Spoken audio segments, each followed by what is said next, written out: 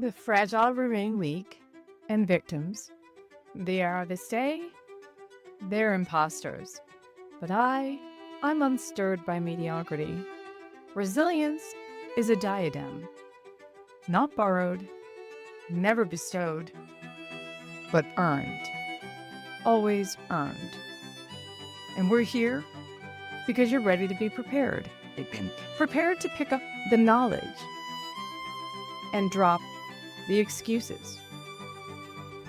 Welcome to your guilty pleasure, the Salty Goddess Podcast, where confidence is crafted in competence. Welcome back to your guilty pleasure, my friends, the Salty Goddess Podcast, where audacity meets authenticity, and no topic is too salty or too savage for discussion or conversation.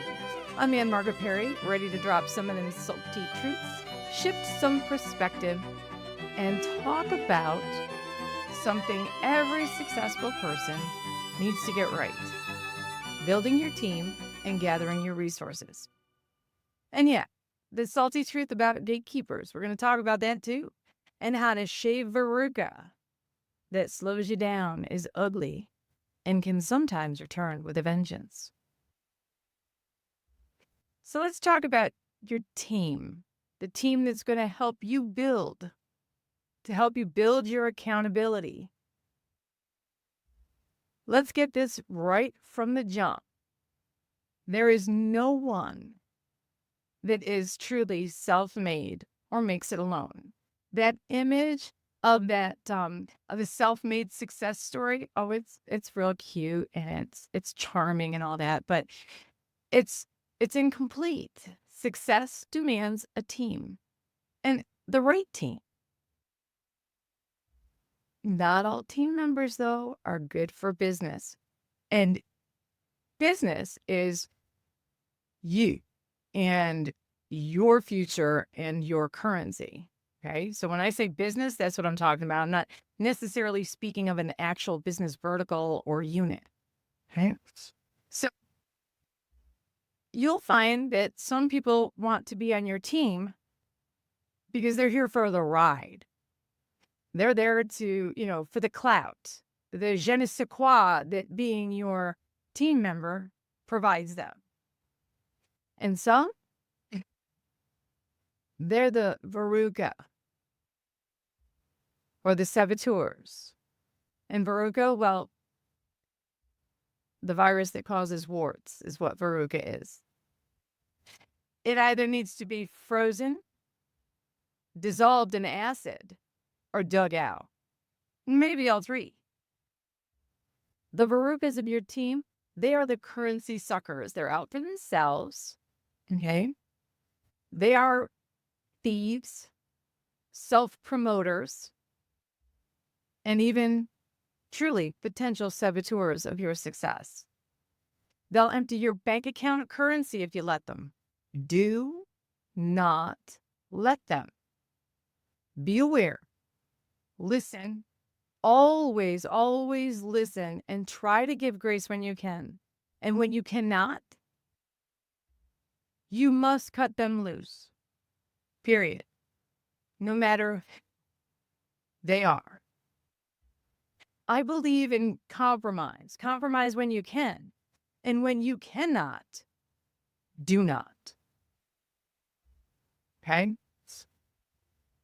Throughout the course of listening into this podcast, you're going to hear me reference many people who deserve credit for my successes. Don't get me wrong. At the end of the day, I did the work. I put the work in. But without them and their input and their influence and some of their tools and resources, advice, I would not be who I am today. But first and foremost, my daddy. He was my very first cheerleader. He was my most fervent cheerleader. And for that, I will be eternally grateful. I was probably 8 years old, truly 8 years old, when he told me that I could do absolutely anything I put my mind to. There were times that I doubted it or forgot it. That was an important lesson. It would eventually come back to me, and I would realize that it was probably the most honest thing anyone has ever said to me. So many lessons, many tools from my toolbox he provided to me. And in ways, sometimes I didn't understand. My dad would say things to me, and I'm like, "What did he tell Annette? I have no idea what it's talking about." Well, my dad would die when I was 20. And so he was aware he didn't have all the time. Give me these little tidbits of wisdom. But he gave them to me. And then maybe 3 years, 10 years, 28 years after he died, something in my life would happen. And those little nuggets would come back to me, and I'd go, that's why he told me that story. That's why he shared that with me. Because he knew that one day that was going to be the tool I would need out of my toolbox, and then I was going to have to wield it. So here's one of those nuggets. I was probably 13 or 14, and he explained to me that relationships, all relationships, are like bank accounts, and they should be treated as such. So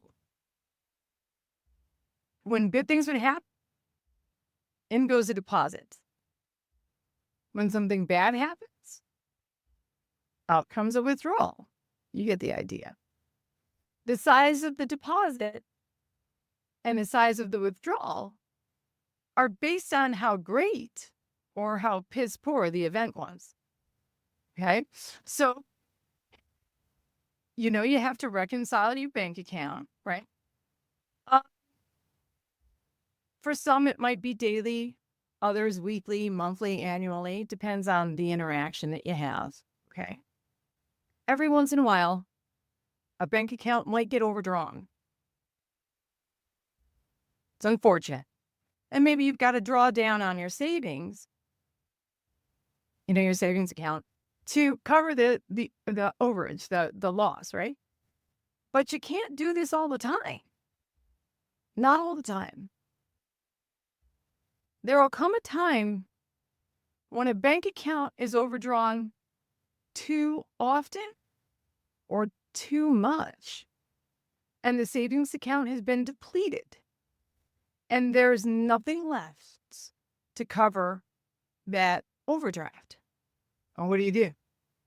Well, you have to decide whether or not you're going to borrow money to bring that bank account back into the black or not.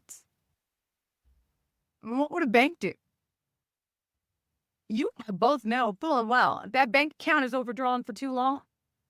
No matter how long you've had that banking relationship, the bank has policies and procedures, and they will snap that bank account closed in a heartbeat. Okay? So you've got to evaluate and reconcile the accounts of your life objectively, the way the bank would. Okay? And there may be a time when you're going to have to close a long-term or a long-held account. And you must. You must do it if they are sucking that valuable currency from you. This bank account perspective should be applied to every single relationship. Friends, lovers, partners, co-workers, business partners, and even employment. Okay? But you've got to do it objectively. And by the same token, you should also evaluate the deposits and withdrawals that you make in every relationship. And figure out, are you being a good banking customer or not? And figure out why. All right? So That's how you evaluate relationships. Okay. And I didn't say family, but it's also true for family. Some individuals just don't have the capacity to be able to make with deposits that are appropriate, and they're constantly making withdrawals. There comes a point in time when you have to close the bank account. Now, does that mean that you can't reopen an account later when the individual maybe has proven that they're able to be responsible with an account? Sure, you can do that. You can do that. Okay. Not every single decision is written in stone or blood, and you can absolutely re-engage that bank account if you need to or you want to. But just know that if at the time it's not working for you, it's not an asset, and it's too much of a liability, you must cut those losses. All right. So that was my daddy's advice. And honestly, he gave it to me more than 40 years ago. And it's still accurate, relevant, and applicable today.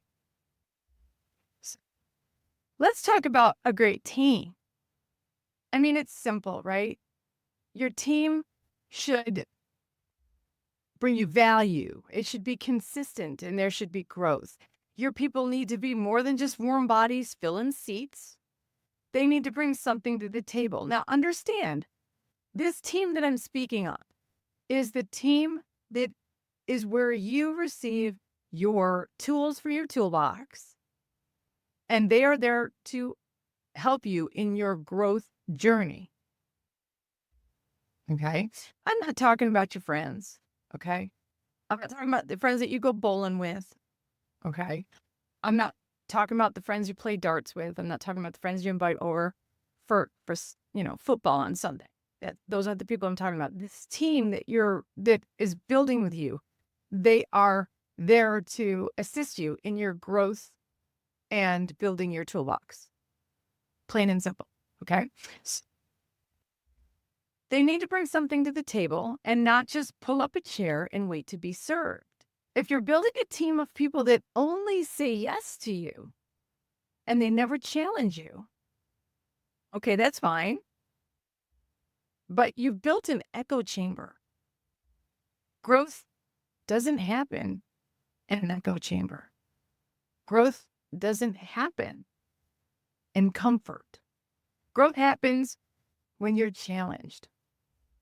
And those that challenge you to raise the bar, to grow, to learn more, and to be more are the team members that you want. But again, doesn't mean you can't have friends that are not part of your growth team. Trust me. There are friends out there that don't have a plan, that haven't begun planning yet, that don't want to continually grow, or they feel at this point that their growth journey is over. And that's okay. But that's not you.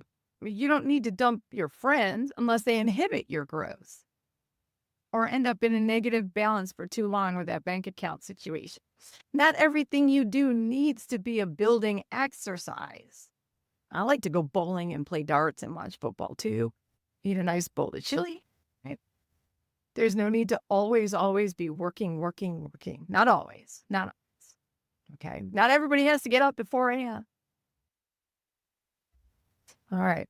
Now let's talk about gatekeepers. You will encounter gatekeepers in every single aspect of your life. Gatekeepers at work, gatekeepers for your personal growth, gatekeepers in education, you name it, they're there. They're the self-appointed bouncers standing at the door of progress. Okay. They hoard their knowledge, their connections, their opportunities, as if sharing them will somehow dim their light or make them obsolete. Okay, if they share. They think that by not sharing, by gatekeeping, it makes them relevant, it makes them valuable. Newslet. It doesn't. And it doesn't make you powerful. No. It actually makes you irrelevant. It makes you less valuable. Knowledge that doesn't flow stagnates. And stagnation, it's just a slow death. Individuals will eventually become obsolete because once the team figures out how to obtain that knowledge that they're refusing to share, they dump this individual. Okay? I've seen it a million times. People clutching their little nuggets of knowledge like it's the last breadstick at the table. But here's the thing, gatekeeping isn't strength, it's fear. It's fear of being replaced, outshined, outpaced, outperformed. All right. But if your relevance relies on being the only one who knows something, you're already obsolete. You're absolutely irrelevant. Okay. The most powerful people are those that share knowledge, those who build others up, who know that real power is collective. Also, fear is not confidence. It's bullshit. It's fugazi. It's false. It's fake. And it's not for us. It's not for those of us that are growing. Okay. So what is a gatekeeper? Verruca. Is that war, my friends? Is that war? Shit them off. Burn them off. Dig them out. Identify them and move on. You don't need verruca like that slowing you down. Okay. So now that we've handled the human elements of gatekeeping, let's talk resources. Resources are just tools. They're the foundation of sustainability.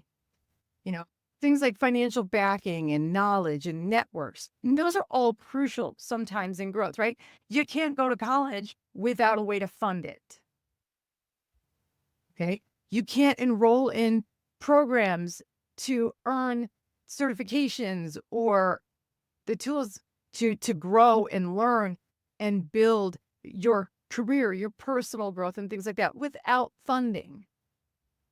And sometimes that funding is as simple as learning how to fill out a FAFSA and get TAP and Pell grants if you need to go on for college, or how you would secure a student loan. Okay. Or where you might be able to get free training and some online opportunities and things of that nature, or someone who's willing to mentor you and teach you. Those are all important parts of your growth, right? So it's not even just that somebody should be forking over money, but how about being able to share financial resources that can be of assistance? So just know that financial backing, knowledge, networks, those are all crucial. But if you only run on gatekeepers hand you'll always be limited by their terms. Okay. And that's unacceptable. Build your own access. Learn the skills, make connections, create opportunities. No, this isn't handed to you on a silver platter. Okay. And you won't be handing it to someone else on a silver platter either. The only limits that you should have in your success and growth are the ones that you choose, not the ones that others impose. You are no longer allowing yourself to be a victim of gatekeepers. Am I right? No more victimhood. All about accountability, stepping up. And remember this lesson in the future, because you don't want to be that gatekeeper either. Now, listen, I am not saying that if you have just developed the latest drug, a new computer program, an app. No, you don't share your secret sauce. That's not what I mean. Those are what I would call proprietary secrets. Those you keep to yourself. But if someone comes to you and seeks that knowledge, that network, or an opportunity, and you're able to provide it, why would you withhold it? Only gatekeepers do, right? Those gatekeepers that have fear. Fear of being outperformed, any fear, period, is not confident. And if they're not confident, you must wonder about their competence. Quite frankly, they may not have either. Plain and simple. So you want to make sure that you build your team with mentors and individuals that will help you grow, challenge you to grow. No, they're not going to say, "Oh, hey, you need a job? Here's a job." No, that's not the type of networking and opportunity that I'm talking about. I'm just talking about sharing knowledge and giving you what you'll need when you ask so that you can grow. Plain and simple. And again, almost always, that resource that they're giving you is their time. And if you were here for the first episode, which I can't imagine why you wouldn't have been, right? You know that time is your most valuable currency, which means that those that are working with you and are your sounding boards and your resources, they are giving you their most valuable currency as well. So respect it. Respect them time and utilize it in an appropriate manner. Again, time is your most valuable currency. So let's do an accountability challenge. Before we wrap up, here's your accountability challenge. Look at your current team. Who's adding value? Who's dragging their feet? And more importantly, have you got a gatekeeper? Break down 3 things you can do this week to either build, rebuild, or revamp your team. Because at the end of the day, your growth is your responsibility. Accountability starts with you. Accountability isn't punishment, it's power. Wield that power. It is the power to build, to refine, to grow without the dead weight of verruca or wards and gatekeepers holding you back. That's important. That's important. So take a look at that team. Figure out where you want to go. How many of you write your plans? Maybe with pen and make the plan for the future of what your goal is. Short-term goals, long-term goals. But at the end of the day, growth and always moving forward, right? Always forward, always. Always. Even if your progress appears minuscule, it is still forward progress, and that's a win. That's an improvement. That's something you should champion. So remember to shift those perspectives. Set your plans, set your goal. Oh, and don't freak out when you have to adjust your plan. Adjust a time frame. Maybe scrap a plan entirely. Don't let that freak you out. It happens. And it happens constantly, consistently, to everyone. To everyone. Absolutely everyone. The resilience you build in learning that there are stutter steps, starts and stops, ups and downs to everything in life. And you build the coping skills to handle those and understand that defeat, failure, these are not end of the road moments. It's a chapter, a page. Forget the failure. Remember the lesson, right? You're either going to grow from your trauma or bleed in your drama. And I don't have time for drama llama crap. I just don't. And you shouldn't either, because you are literally allowing your currency to slip through your fingers. The most valuable currency is your time. I know you've heard me say it in the last episode, but it's truth. Absolute truth. Without a doubt. Now, those that are on your team, make sure you thank them. You let them know, hey, this worked. This didn't work. This worked one day. It didn't work the next day. And thank them for their currency. Remember the value that it has. It's one we will not be replenishing. All right, take the time. Make that list. Make that plan. Check on that accountability. Check on that team. See where you can make improvements and always move forward. This is probably one of the hardest lessons in life, is that failure is not the end of the road. Failure is often where you grow the most or have the most opportunity to achieve growth. And we must absolutely build those coping skills to understand that it's not the end of the road. Not at all.